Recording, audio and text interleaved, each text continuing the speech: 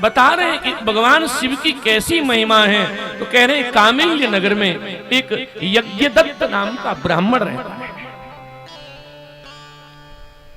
कामिल्य नगर है, उसमें यज्ञदत्त नाम का ब्राह्मण है। और ये ब्राह्मण बड़ा महाराज पवित्र ब्राह्मण है।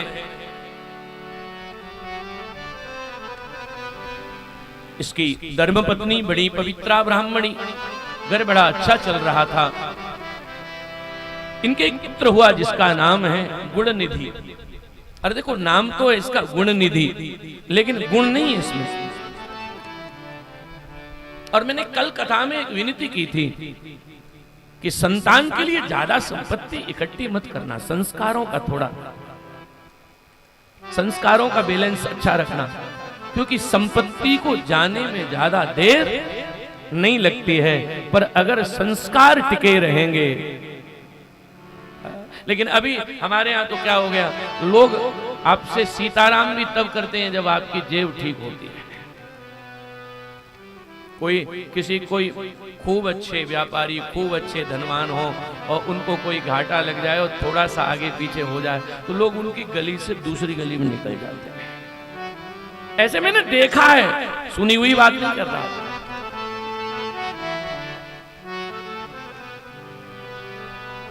मैंने एक पुस्तक में अच्छी बात पढ़ी, आपके बीच में रख रहा हूं। एक आदमी, आपका जो कमला नगर है ना, ऐसे चौराहे पर उसको कोई छोटा सा 10, 20, 25 रुपए का व्यापार करता था। चौराहे पर चद्दर बिछा के दुकान करता था। लक्ष्मी की कृपा भई, और एक बार लक्ष्मी ने ऐसी कृपा की, वो आदमी पर बहुत संपत्ति आ गई। अच्छा, लक्ष्मी भी कभी कभी कृपा करती है, तब समझ में नहीं आता। तो उस पर बहुत संपत्ति जब आई, बड़े ध्यान पूर्वक सुनना, तो जब संपत्ति आने लगी तो आश्चर्य हुआ। क्या अब उसको जब वो निकले तो पहले तो वो ऐसे ही था, लेकिन अब अगर निकलता है तो लंबी कार, नौकर चाकर, तो उसको जितने भी जो लोग थे ना बड़ी बड़ी दुकानों पर एसी में बैठे रहते हैं, ये लोग उसके लिए खड़े हो जाते थे, प्रणाम। अरे वो आदमी बड़ा मस्त था। तो जब उससे कोई राम राम करता था ना, तो वो क्या बोलता था, वो राम राम का जवाब नहीं देता था। क्या उसको कोई कहता था सेठ जी राम राम, तो वो कहता था ठीक है कह दूंगा। क्या बोलता था, कह दूंगा। अब तो राम राम करने वाले सोचते थे कह दूंगा क्यों कहता है, राम राम करना चाहिए। ऐसा सालों सालों क्रम चला। एक गुणी व्यक्ति ने एक दिन कहा, कि आप ऐसा क्यों बोलते हो कि कह दूंगा। वो आदमी भी बड़ा मस्त था। उसने कहा कि मैं क्यों बोलता हूं बताऊं। बोले हाँ। बोले जब मुझसे कोई नमस्ते करता है, राम राम करता है, तो मैं कहता हूं कह दूंगा। बोले किससे? बोले मेरी अलमारी में जो नोटों की गड्डी रखी है उससे। बोले उससे क्यों? बोले जब वो नहीं थी तब तो ये करता ही नहीं था। तो ये जो नमस्ते करता है मुझसे नहीं करता, गड्डी से करता है, तो मैं इसलिए इससे मैं भी नहीं करता। ये करता है नमस्ते, मैं कह देता हूं कह दूंगा। जिससे कर रहा है उससे कह दूंगा। यारे मैं एक बार फिर विनती कर रहा हूं, संस्कार ठीक हो और जीवन को भगवान के चरण में रखिए, क्योंकि संपत्ति तो एक क्षण में बड़े बड़ों की चली जाती है। और अगर संस्कार बने रहे, सत्यता बनी रही, सदाचार बना रहा, निष्ठा बनी रही, भजन बना रहा, धर्म बना रहा, तो तुम्हारा जीवन एक बार नहीं 6 बार लक्ष्मी जाए लौट लौट के तुम्हारे घर फिर आ जाए। लेकिन अगर एक बार संस्कार गया सब बिगड़ जाएगा। तो ये जो गुणनिधि नाम का जो बेटा है यज्ञदत्त ब्राह्मण का, ये इकलौता पुत्र था। घर में लक्ष्मी आई तो महाराज ये बिगड़ता चला गया। और यहाँ एक बड़े काम की बात लिखी है, इसकी जो माँ थी वो माँ इसको चुपके चुपके पैसे देती थी। ये पथभ्रष्ट हो गया और इतना पथभ्रष्ट हुआ महाराज कि शिव महापुराण में लिखा है कि पिता धर्मात्मा था, पिता महान था। तो एक दिन पिता ने माँ से पूछा कि ये रात रात भर गायब रहता है, इसके जीवन में मुझे कुछ ठीक नहीं लग रहा। माँ उसके हर दोष पर पर्दा डालती है। बहुत पूछा जाता है पर माँ बार बार एक ही बात कहती है। और एक दिन एक मुद्रिका घर में थी, अंगूठी, और वो अंगूठी लेकर कहीं गया उसने, उसको दुराचार में। तब माँ से पिता ने कहा, आज तुम्हें सच बताना ही पड़ेगा कि कारण क्या है। और जब बार बार कहा कि सच बताना पड़ेगा, तब माँ ने सच बता दिया कि मेरा बेटा व्यभिचारी हो गया है, दुराचारी हो गया है। पिता ने इसे त्याग दिया।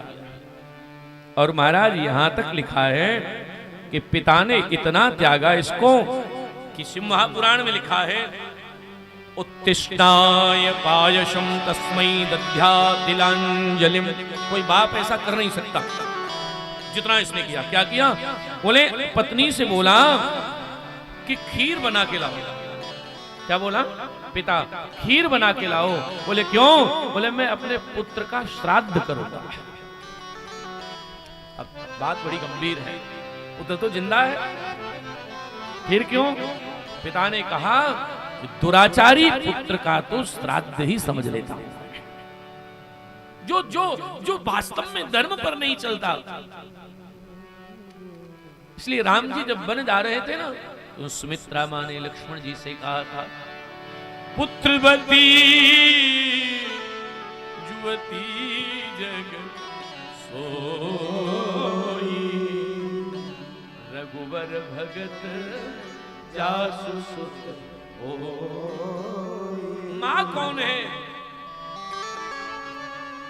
माताओं, आपके चरणों में इस बालक की विनती है, बालक को डॉक्टर बनाना, इंजीनियर बनाना, कलेक्टर बनाना, जज बनाना, नेता बनाना, अभिनेता बनाना, राजनेता बनाना, जो बनाओ सो बनाना, पर अपने एक बालक को भगवान का लाडला बना देना, ये कृपा जरूर करो। धर्म बचा रहेगा तो हम रहेंगे, अन्यथा तो साहब सब गया। ये यज्ञदत्त, इसको पता लगा, यज्ञदत्त को पता लगा मेरे बेटा दुराचारी, त्याग दिया। और महाराज तब गुण, उस बेटे का नाम गुण निधि था। भूखा प्यासा ये गुण निधि भटकता इधर उधर। शिव महापुराण में लिखा है, ये महाराज गया और ये गुण निधि भूखा प्यासा रात्रि को सामने देखा, एक ध्वजा लहरा रही थी। शिवालय था और शिवालय में किसी सेठ ने कोई बड़ा भंडारा किया था, और सेठ ने भंडारा किया शिवालय में।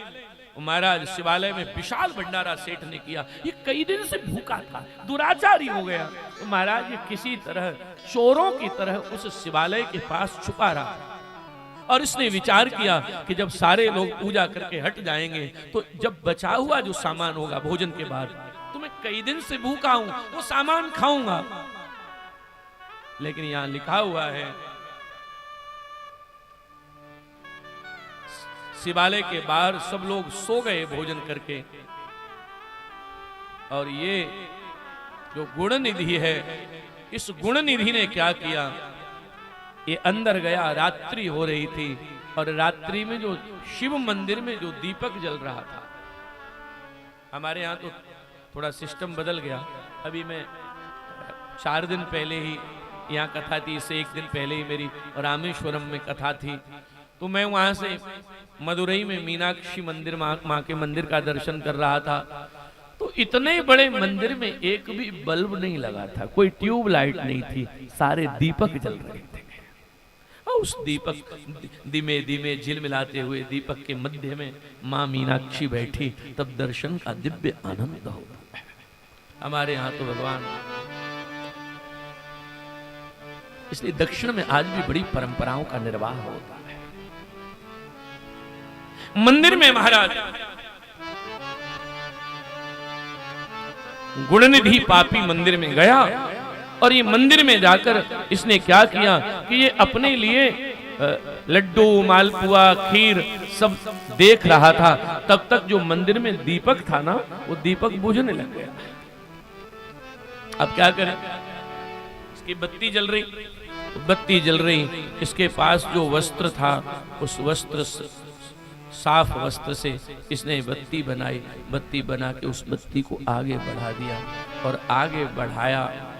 महाराज उजाला हुआ, इसने बत्ती बढ़ाई तो उजाला हुआ मंदिर में, और उजाला हुआ तो ये गुण निधि उस उजाले में लड्डू लेकर, वहां मिठाई लेकर भाग रहा था, भूखा था। और जब भूखा था तो जैसे ही भागा तो एकदम भागने में किसी शिव भक्त से इसका पैर टकरा गया। कोई शिव भक्त से पैर टकरा गया, और जब पैर टकराया किसी शिव भक्त से, तो जैसे ही इसका शिव भक्त से पांव टकराया, महाराज पैर टकराते ही एकदम मंदिर में हल्ला हुआ और शिव भक्तों ने इसको मारना शुरू किया, इसके प्राणांत हो गया। अब मैं फिर कह रहा हूं, शिव भक्त था, अब अंतिम समय में भगवान महादेव के धाम गया, और शिव महापुराण में लिखा है, वहां पूछा गया कि इसके ये कैसे शिवलोक कैसे आया, तो तुरंत वर्णन किया कि ये शिवलोक ऐसे आया, इसने जीवन के अंतिम समय में भगवान शिव के मंदिर में थोड़ी सी दीपक की बाती बढ़ा दी, इसी से भगवान शिव ने इसे लोक दिया। अब एक बात बताओ, आप अगर महादेव के मंदिर में दीपक जलाओगे तब तुम्हारा क्या होगा?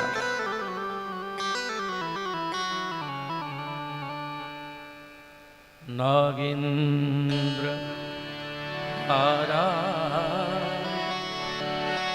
त्रिलोचना